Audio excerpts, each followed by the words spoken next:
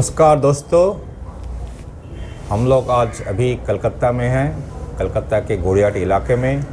यहाँ पंजाब हरियाणा से 6 किसान यहाँ आए हुए हैं। वो पश्चिम बंगाल के विभिन्न जगह में जाकर किसानों के बात को कर रहे हैं, किसानों का मुद्दा उठा रहे हैं। जो 3 किसान विरोधी जो कानून मोदी सरकार लाए हैं उसकी विरोध में बात कर रहे हैं। एमएसपी पर जो कानून बनना चाहिए इसका मांग कर रहे हैं। 130 दिन से टिकरी बॉर्डर पर ये 6 किसान डटे हुए हैं। आज 131 दिन हो गया है। अब पिछले 5 दिनों से ये कलकत्ता या पश्चिम बंगाल में हैं। आज हमारे साथ है जगदीश सिंह बरार, पंजाब से आए हैं। पंजाब के श्री मुक्तसर साहिब से ताल्लुक़ रखते हैं, वहाँ किसानी करते हैं। हम लोग सुन लेते हैं जगदीश सिंह बरार का क्या कहना है पश्चिम बंगाल के किसानों को। जगदीश सिंह। नमस्कार। बंगाल के सभी साथी किसान भाइयों को नमस्कार हमारी तरफ से। और हम ये कहना चाहते हैं कि यहाँ पे जो हम आवाज़ लेके आए हैं, जहाँ की जो हमने जानकारी अभी तक 8-10 दिन में पता चला है कि यहाँ थोड़ा कम एक्टिव हैं किसान, तो थोड़ा उनको एक्टिव होना चाहिए। क्योंकि हमारे वहाँ पे एमएसपी का रेट है, हम जोश से लेते हैं। अभी वहाँ पे किसानों की सरकार है जैसे चल रही, तो आपको ये चाहिए कि गांव में अपने जहाँ भी हैं संगठन मजबूत करें और एमएसपी लेने के लिए आप जागरूक हो। बढ़िया ये रहेगा कि आप जितनी आवाज़ उठाओगे, आप जहाँ से आवाज़ उठाओगे, हम दिल्ली में आपकी आवाज़ उठाएंगे। तो हम यही अपील करेंगे कि आप जोश से आगे आओ, हम आपके साथ हैं। ऐसा बात नहीं है जो यहाँ पश्चिम बंगाल में सरकारी मंडियाँ नहीं है।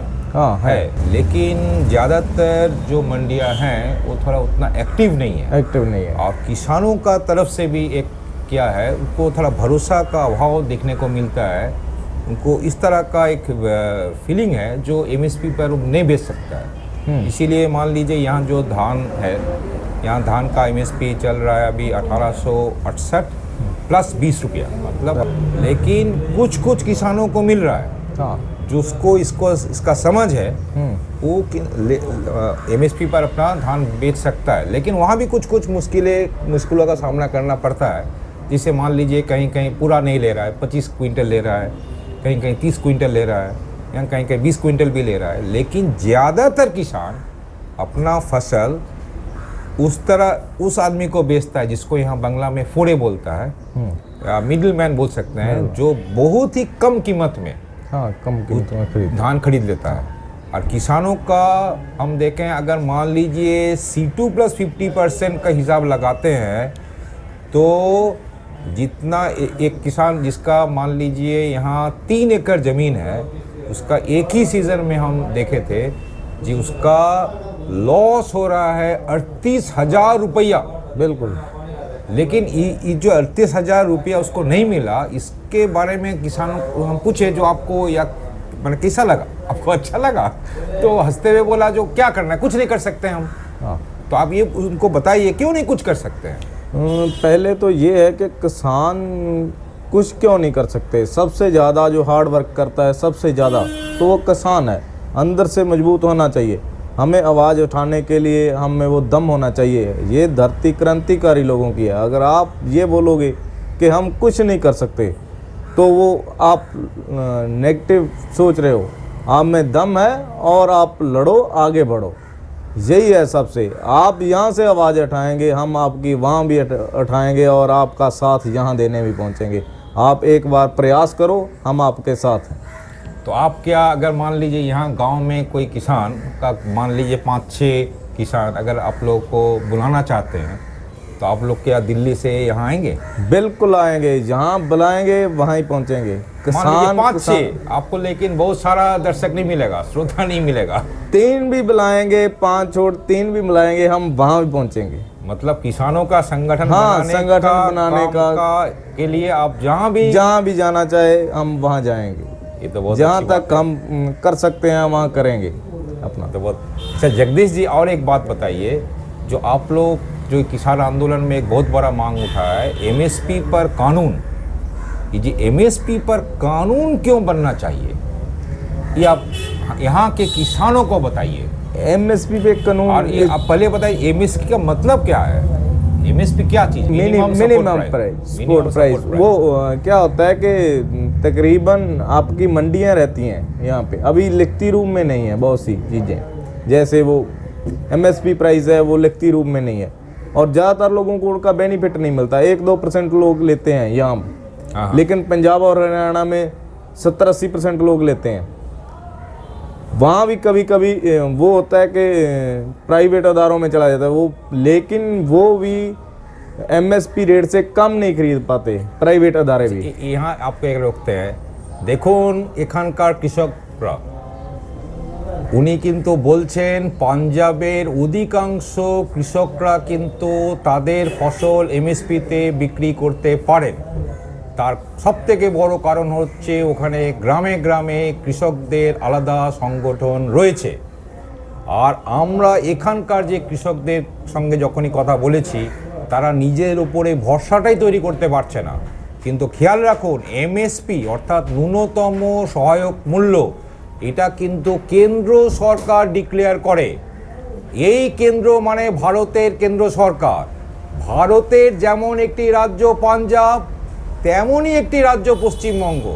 সুতরাং পশ্চিমবঙ্গের কৃষকরা এমএসপিতে যদি তার নিজের ফসল বিক্রি করতে না পারে তাহলে আমি কৃষকদের এই আবেদনটা করব যে তারা নিজেরা একাট্টা হন, গ্রামে গ্রামে একাট্টা হন, আপনাদের মান্ডিকে ঘেরাও করুন, ওখানে বলুন এটা যেহেতু কেন্দ্রীয় সরকারের একটা আইন সুতরাং এমএসপিতে আমাদের ফসল তোমাদের কিনতে হবে। सही बात बोल रहे हैं? सही, बिल्कुल। और आप इस एमएसपी पर खरीद पर हाँ, जगदीश जी या यहाँ जो दिल्ली में जो आंदोलन कर रहे हैं वो सब आपके साथ है? हाँ बिल्कुल, हम उनके साथ हैं। एमएसपी पे जब भी आप यहाँ पे कोई फसल खरीदी जाती है तो आप एमएसपी पे कम नहीं देना, चाहे कोई प्राइवेट अदारा खरीदे चाहे सरकार खरीद रही है, आपको उसके लिए आवाज़ बुलंद करनी होगी। और हम आपके साथ हैं, चाहे दिल्ली से हो, चाहे हरियाणा से हो, चाहे पंजाब से आना पड़े, हम आपके साथ हैं। वो हम आपकी आवाज़ दिल्ली से भी उठाएंगे और जहाँ जहाँ तक हमारी किसान भाई बैठे हैं वहाँ से आवाज़ उठेगी आपके तो थोड़ा एक बात छूट गई उसको फिर से एक बताइए, जो एमएसपी पर कानून बनना क्यों आप लोग का मांग है, क्यों किसान चाहता है कि एमएसपी पर कानून हो? एमएसपी पे कानून होना इसीलिए लिखती रूप में ज़रूरी है क्योंकि कॉर्पोरेट अदारे लोगों को वर्गला लेते हैं, किसानों को कम प्राइस देते हैं। अगर है रहेगा, और ये मोदी साहब कह रहे हैं, लेकिन जो लिखती रूप में नहीं है तो आपके पास कोई अथॉरिटी नहीं रहती कि आप उसके ब्लेम कर सके, उसको अदालत में जा सके, कोर्ट में जा सके। मतलब एमएसपी पर अगर कानून बनता है तो कोई भी कम कीमत पर अगर खरीदता है तो उस पर कानूनी कार्रवाई होगी, और कानूनी कार्रवाई वहीं से किसानों की आर्थिकता एमएसपी जो कानून बनने से ही ऊपर उठेगी, नहीं तो नीचे गिरती जाएगी। अच्छा, इसे भी हम सुने अगर एमएसपी पर कानून बनता है तो मान लीजिए कोई किसान अगर कम कीमत पर अगर बेच दिया तो जितना भी कम में बेचा, मान लीजिए 2000 रुपया एमएसपी है और बेचा मान लीजिए 1500, तो 500 रुपया सरकार को तब देना होगा। हाँ देना होगा, क्योंकि इस पर कानून बन गया है। कानून बन गया है इस पे। तो देखो, बोलिए आप। और ये रहेगा कि उस पर एक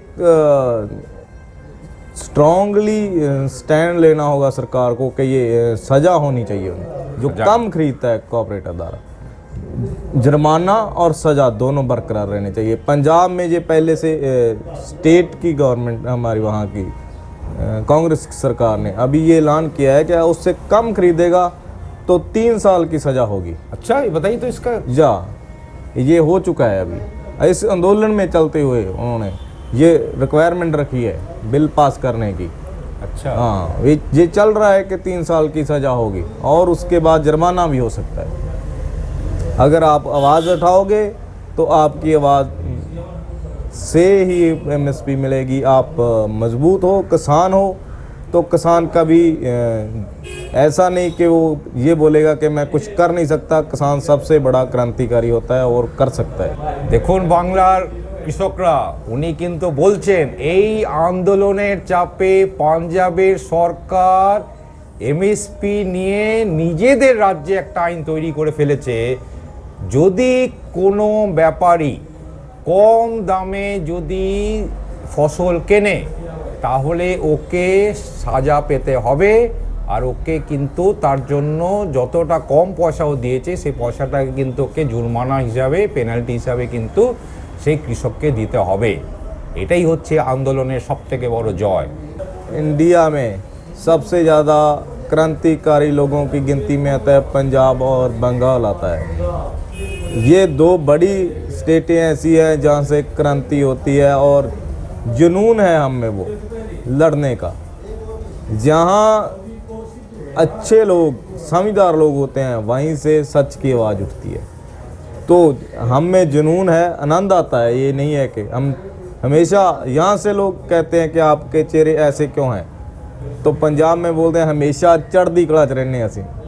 अच्छा, हाँ, तो हमेशा ही चढ़दी कला च तुसी भी रहो, तो असी हमेशा ताड़ी सपोर्ट ते रवांगे, क्योंकि सच की लड़ाई लड़ोगे तो ही अपना आर्थिकता है जो वो बचा पाओगे, आने वाली पीढ़ी को बचा पाओगे, और किसानी से आप कभी भी दूर नहीं जा सकते।